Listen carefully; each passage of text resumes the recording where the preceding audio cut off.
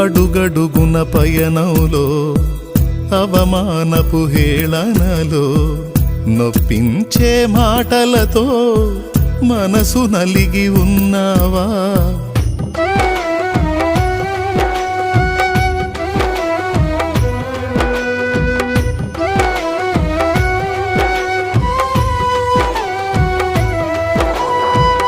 అడుగడుగున పయనంలో అవమానపు హేళనలో నొప్పించే మాటలతో మనసు నలిగి ఉన్నావా?